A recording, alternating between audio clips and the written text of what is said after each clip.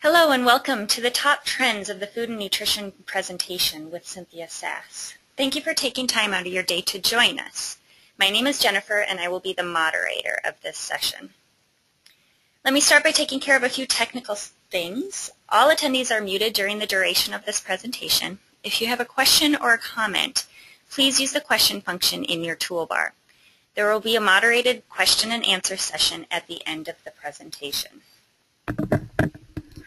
This presentation will be recorded and posted to ChileanAvocados.org for viewing purposes within a week. We will email attendees next week with the link to view the recorded presentation.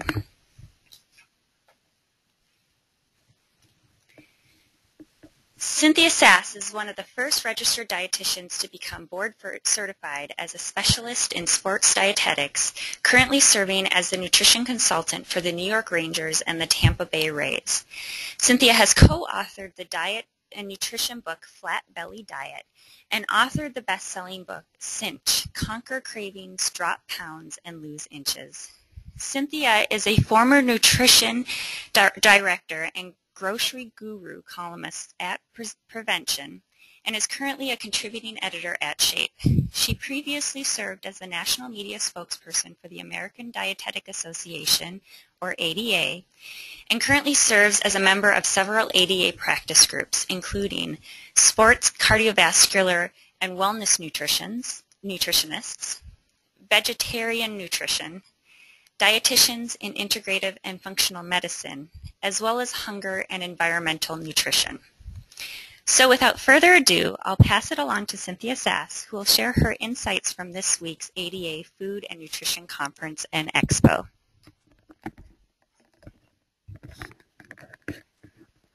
Hi everyone, I'm Cynthia Sass. Thank you so much for attending today. For those of you who have never attended or maybe even heard of the ADA FNCE, as we call it, the Food and Nutrition Conference and Exhibit, I'd just like to tell you a little bit more about it. As a dietitian and as a writer, I find it to be one of the most valuable conferences I can attend. Generally, there are over 10,000 dietitians and nutrition experts and media professionals who get together. This year it was in San Diego, and over the course of 4 days, the sessions are just packed with scientific presentations, poster sessions, motivational speakers, lots of exhibits and networking events, and the Expo holds more than 350 vendors. If you can imagine, 350 companies with food samples, demonstrations, cooking demos from chefs and dietitians, and lots of new products. So it's a very exciting event. One of my favorite, and I've attended many of them over the past 15 years, and I found this one particularly interesting. I was on the lookout for trends, and I found some really key trends that I think generated a lot of buzz and that we'll keep hearing a lot more about. With FNCE being kind of the mecca for promoting healthy foods, there was almost an overwhelming number of products and ideas for the attendees to take in. But some of them really caught my eye, and I wanted to share those in particular with you today. The first one, which I think is just really fun and interesting, is what I call good for you inside and out. Some of the best foods for building beautiful skin from the inside by eating them can also be used topically as skincare and beauty treatments. And I think more experts are really recognizing that, both nutrition experts and beauty experts and health experts. And I found some very interesting and fun examples of this at the conference. The Chilean Avocado Board gave away avocado facial kits on the first day of the expo that included a whole ripe avocado and some instructions. And the attendees enjoyed avocado facials in their hotel rooms. And then they submitted photos of themselves with their avocado facial masks, which were displayed at the booth the following day. So it was really a lot of fun. And scientifically, not only are avocados, vitamins, and minerals great for your diet from the inside, but also their natural oils, the antioxidants, the vitamins E and C make it a great skincare treatment. So the dietitians and students who tried out the masks really did remark when they came back the next day that not only did they have a lot of fun with this, but that their skin really did feel moisturized and rejuvenated. And they joked that they ate half of the avocado in the process because it's so irresistible. So what a great idea. And a few of them also remarked that they'd actually tried this before themselves at home, whether putting it on their hair or putting it on their skin or their hands. So I think the word is really getting out there that some foods can be used topically as well as eating them. Another great example was the National Honey Board gave away information about getting red carpet ready. And they had some examples of recipes like a cucumber eye honey nourisher, which combined honey with chamomile tea, cucumber, and an aloe vera gel, and something very interesting called the Sweethearts Chocolate Honey Scrub, which included honey, grapeseed oil, unsweetened grated chocolate, which would serve as the exfoliator, and some kosher salt for some exfoliating as well. So I really love this idea that these foods that we know, nutritionally speaking, can help you look beautiful, can also be used as skincare treatments. The next trend that I think is really important and definitely growing is what I called homemade for you. Now, we know consumers are seeking cleaner, less processed foods, and more consumers are reading the ingredient list, and they're avoiding foods with ingredients that they don't recognize, can't pronounce. And with people struggling for time constraints and not really being able to make meals from scratch at home, they're really looking for those convenience foods that seem like foods that have been made homemade, but just by someone else. So a big trend really allows the consumers to skip the guilt of not being able to cook from scratch by buying these convenience meals with ingredients that read just like a recipe they could have whipped up in their own kitchen. And some great examples I saw of this were Kettle Cuisine's roasted vegetable soup, which comes in a single serving frozen bowl. And the roasted vegetable soup ingredients were only water, potatoes, onions, carrots, cabbage, celery, leeks, olive oil, parsley, garlic, and a little sea salt and spices. That's it. So if you compare those ingredients to some other soups that you may see on the shelf, you see quite a difference there. It really does read just like a recipe. Another great product I came across was Village Harvest. We know that consumers are really looking for whole grains. That's been one of the top trends in terms of consumers' interest in purchasing. And they're making it even easier now with this new line of pre-cooked, heat and eat frozen whole grains. So I spotted the red quinoa and brown rice product, and it's a frozen, pre-cooked whole grain. All you need to do is either thaw it and put it on top of a garden salad or use it as part of a cold whole grain side dish, maybe with vegetables. But the only ingredients were cooked brown rice, cooked quinoa, and rice bran oil. So once again, these nice, clean, simple ingredient lists that really seem like homemade products that you didn't have to take the time or energy to make yourself. So I call that homemade for you. Next up on the list is what I call flexible foods, and I have to say this is probably my favorite trend from the conference, is using foods that we traditionally think of as savory in some really fun, sweet recipes. I think when most of us think of avocado and lentils, we think of things like guacamole and lentil soup, but we're now starting to think outside the box and using those in some really sweet dessert recipes and smoothies. For example, attendees really raved about the samples from the Chilean Avocado Board booth, which included traditional guacamole, as well as a vegan avocado chocolate cake, a gluten-free spiced avocado cupcake, and banana avocado smoothies. And the dietitians and students who attended were really interested in learning how to use pureed avocado in place of butter or shortening in baked goods.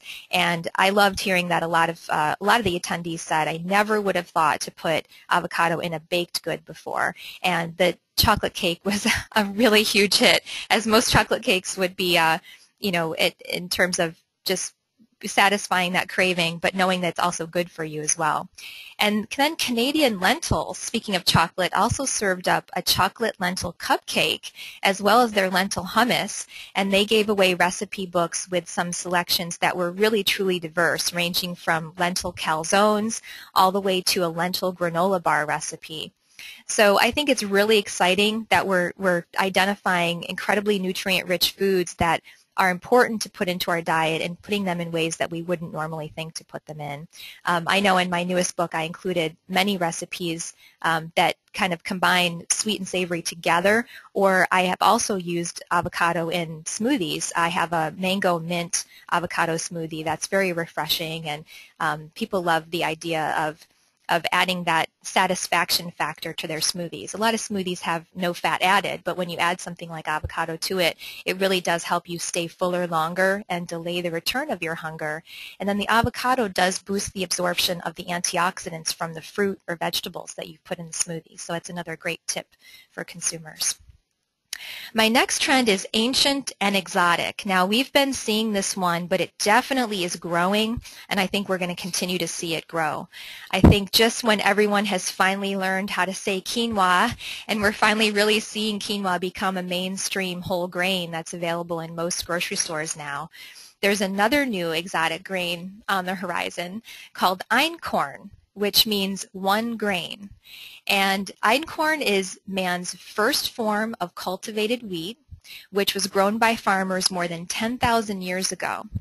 At the conference, a company called Jovial was making einkorn into USDA-certified organic pasta, and what they were promoting is that the product is actually higher in several key nutrients compared to even organic whole durum whole wheat pasta, including more protein, the antioxidant lutein, B vitamins, magnesium, iron, zinc, and fiber. This was the first time I had ever seen einkorn, and I was really, really excited to see a new whole grain on the horizon here. I think we're going to be seeing a lot more of this. In fact, after the conference, when I Googled einkorn, I found some very exciting sort of chefs are starting to use this as an exotic ancient grain.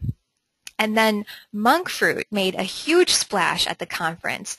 According to legend, monk fruit is named after the Buddhist monks who first cultivated this fruit about 800 years ago. Once again, I had never heard of it, and it's very exciting for me to come across something brand new because I'm constantly trying to keep up with not only the latest research but the latest products. And this fruit, which is native to southern China and northern Thailand, isn't being consumed as a whole fruit. Instead, it's being powdered and used as a zero-calorie, all-natural sweetener. It's also called luo han kuo or luo han guao, and I actually have seen it listed in ingredient lists under those names, and I wasn't sure that it was the same thing as monk fruit, but it is, and it has earned GRAS status from the FDA, which is generally recognized as safe, and is currently being used as a sweetener in some really well-known lines of natural products, including Kashi and Bare Naked. And there was a lot of buzz around this at the conference that it's being touted as the next stevia. So another zero-calorie, all-natural sweetener that we'll probably be hearing a lot more about. And you may find popping up in a lot of products on the shelves. Next up, produce shortcuts. I still have a private practice. I counsel my clients. I go into their homes, look through their cupboards and their refrigerators, take them to the grocery store, and the one thing that most people really struggle with is getting enough produce. They want to, they really are highly motivated to do so. They know the benefits of doing so, but they struggle with the time and effort around doing that. Nearly all of my clients and even my own husband tell me that they would definitely eat more fruits and vegetables if they didn't have to do the work of preparing them. I know after a long day, the idea of washing, peeling, and chopping vegetables or fruits can be a little daunting, but fortunately there's a lot of products on the horizon that are doing the legwork for you. And a couple of interesting examples I found at the Expo was one called Hooray Puree, which is 100% natural vegetable purees that are sold in pouches that can be used to add to recipes or even as the base for vegetable sauces. So the suggested uses include adding the pureed spinach to hummus to make spinach hummus, which is a great idea, an easy way to just add that serving of vegetables, or folding in some seasonings like lemon juice, some zest, and a little bit of oil to the carrot puree, and then using this as a simple sauce for anything from whole grains to a topping for fish.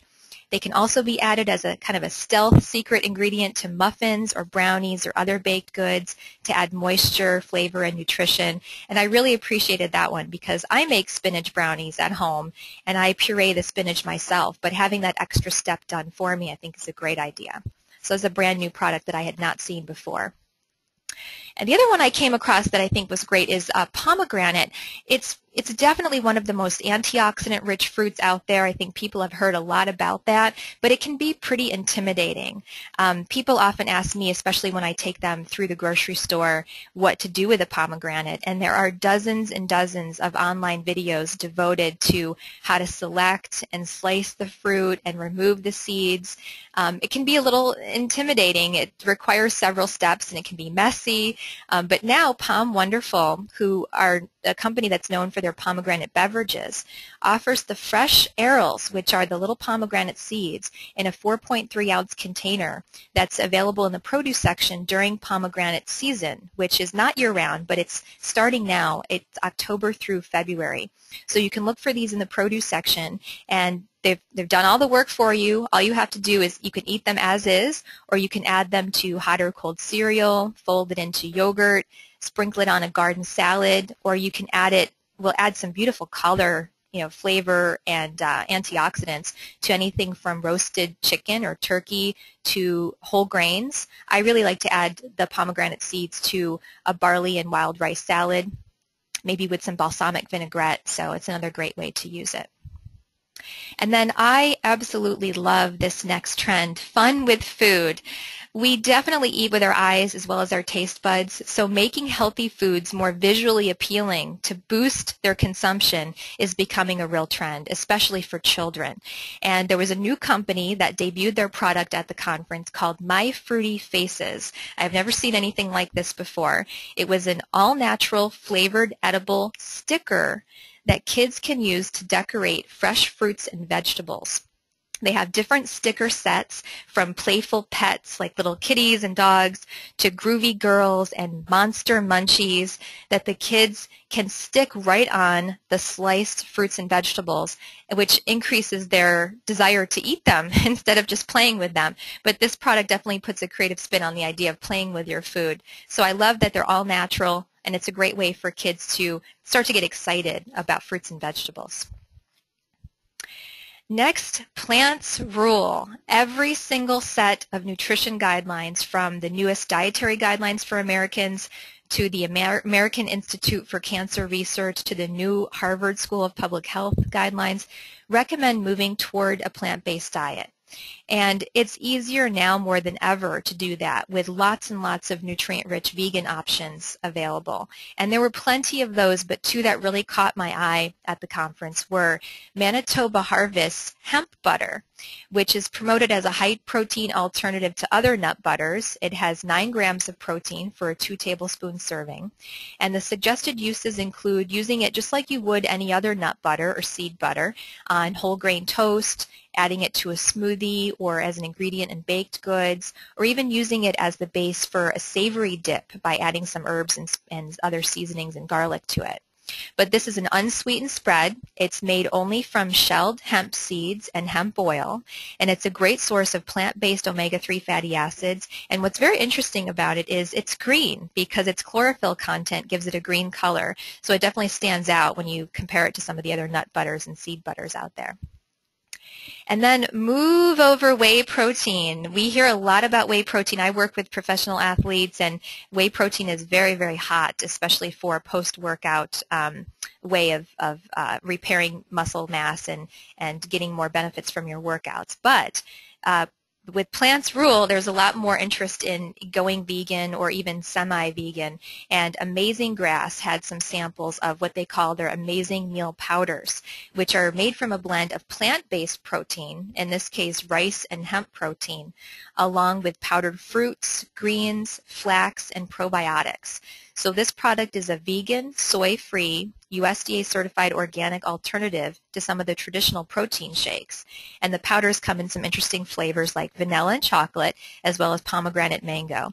And they can be mixed directly with water, or they can be mixed with almond milk or juice as a replacement meal if you're on the go and you can't get time to eat a meal, or as a recovery shake post-workout.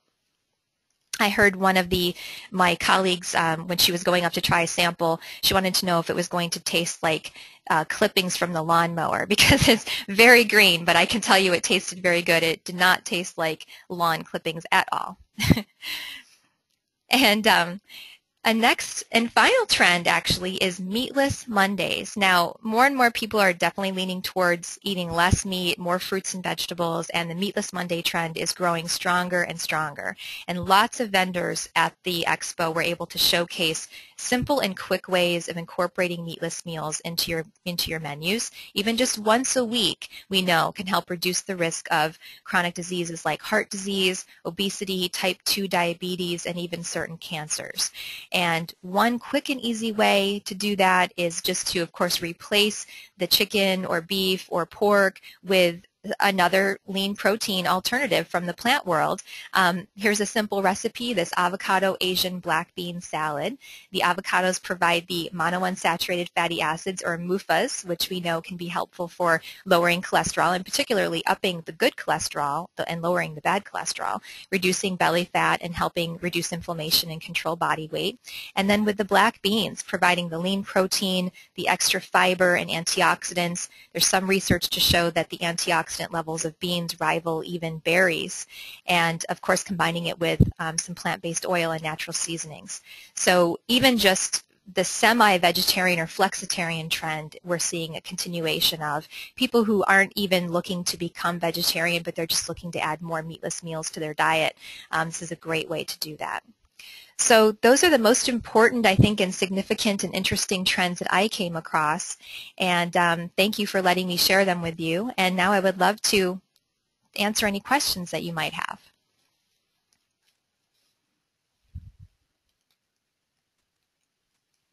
Okay, the first question is, I love the idea of baking avocados into cakes. I have to say I love that too. It was really creamy and decadent. You don't feel like you're missing out on anything by adding it to a baked good instead of the shortening or the butter. But the question is, any other suggestions for how to get kids to eat more avocados? Well, I would say, in my experience, that kids love smoothies. I cannot tell you how many of my clients who have young children who struggle with getting them to eat more fruits and vegetables tell me that when they whip up a smoothie, the kids cannot wait to dive into it. And adding avocado to a smoothie is a great way to get that into their diet, as well as things that they like to eat already. If they like pizza, perhaps adding some minced avocado as a topping for the pizza. In my newest book, the most popular recipe in the book is actually the black bean tacos with cilantro jalapeno guacamole. And if your kids don't do spicy, you can leave the jalapeno out, or maybe just sprinkle it on your tacos. But I have to say that the reason it's most popular is because lots of moms tell me that their kids love the black bean tacos, and they can get both their husbands and their kids to eat these meals with them instead of them feeling like they have to make a separate dish for everyone in the family. So, but smoothies seem to be a great way. And also what I like to do with smoothies too is to whip up a smoothie and then take popsicle molds, pour the smoothies into the molds, and then freeze them so that they're an alternative to a novelty if your kids just want something that's on a stick or that they can take with them instead of, and it also, when you make a smoothie and you have leftovers, it's a great way to use up the leftovers. Okay, the next question is that I had mentioned that monk fruit is called something else. What was it called? I'll spell it for you too. It's Luohan Kuo, which is spelled L-U-O space H-A-N space G-U-O. And it also goes by Luohan Guao, which is L-U-O space H-A-N space K-U-O. And I just the other day was at the market and I looked at a protein shake that was made with pea protein, and this was the sweetener that was used in that shake as well. So I think we're definitely going to see lots more of that. The next question is, why is it not eaten whole? My understanding is that it would be nearly impossible to ship it in a way that would preserve the whole fruit, similar to cashews, come from a fruit that's from South America that is very hard to preserve, so we typically just get the cashews, which are the seed at the bottom of the fruit, instead of the whole fruit itself. And my understanding is that this would be similar in that it would be very difficult to preserve the fruit. But it's being dried, from my understanding, dried whole and then powdered. So the actual whole fruit is being consumed in a powdered form. Another question, there seem to be 2 items in abundance at the conference, probiotics and Greek yogurt. Any comments on these? You know, I have to say the reason I did not include those in my trends is because I feel that they're really becoming very mainstream. I agree that there were lots of them at the conference and lots of talk about the benefits of probiotics and lots of other non-dairy products that included probiotics as well. But I think that I'm seeing those in nearly every mainstream grocery store now, and lots of mainstream publications talking about probiotics and their benefits.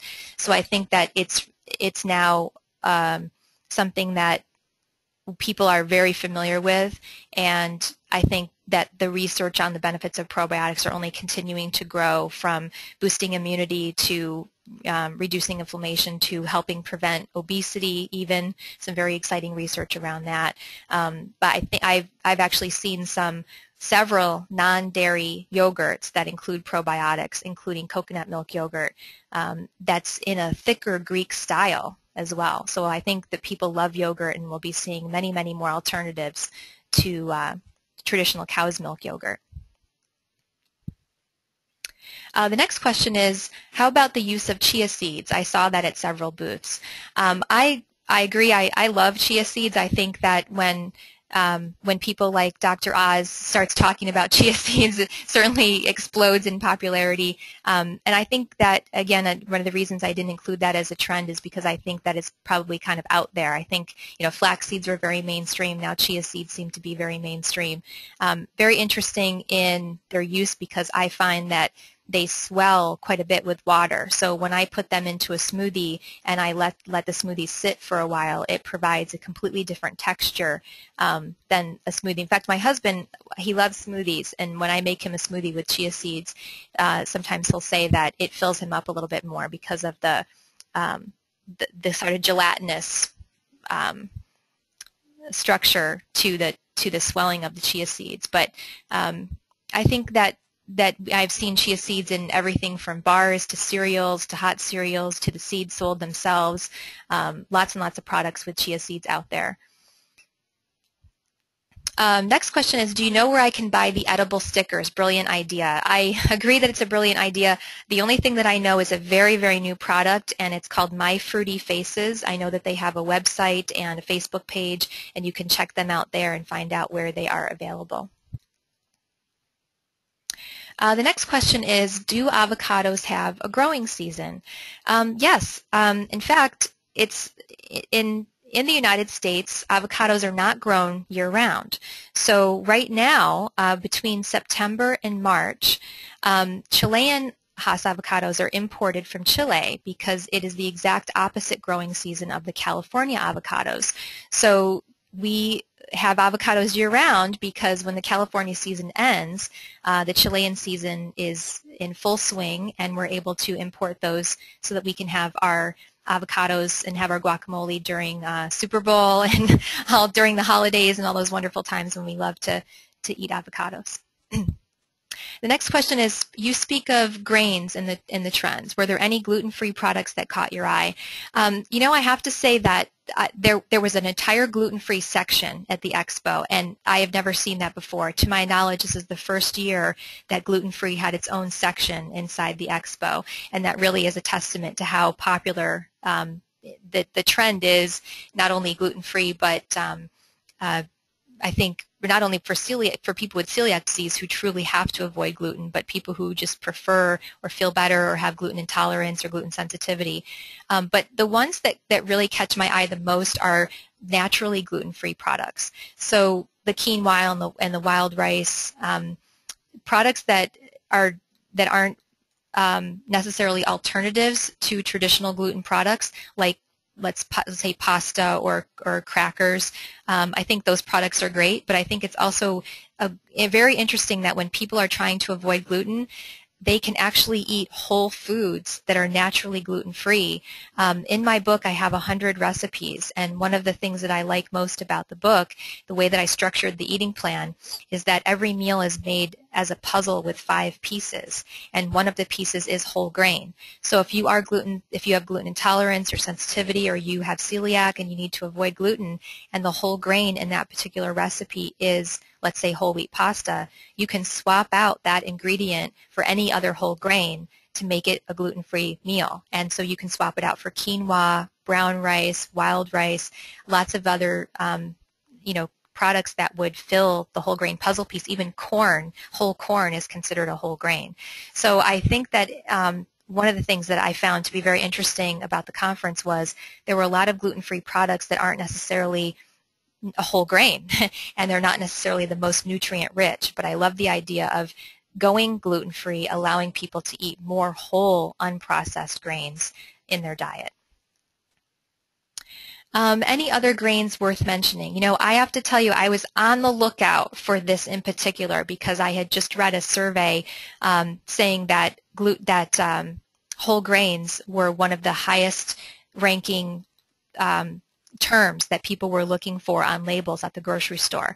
And I scoured the expo, those 350 booths. The most interesting ones that I really saw were the pre-cooked, ready-to-eat, or heat and eat, or chill, or defrost and eat whole grains that I mentioned, and the einkorn.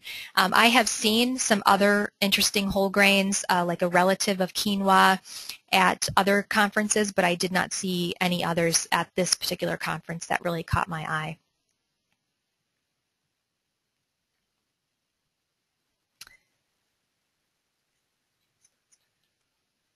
Okay, so, Brennan from My Fruity Faces is on the webinar, and he mentioned that the stickers can be found at www.myfruityfaces.com. Thank you, Brennan. Okay, if you have any other questions or you would like any additional information or to set up a time to talk with me, please contact Jennifer at the email address on your screen there at the very bottom of the screen. Thank you very much for participating. It was really great to communicate with you this way, and I look forward to hearing from you in the future.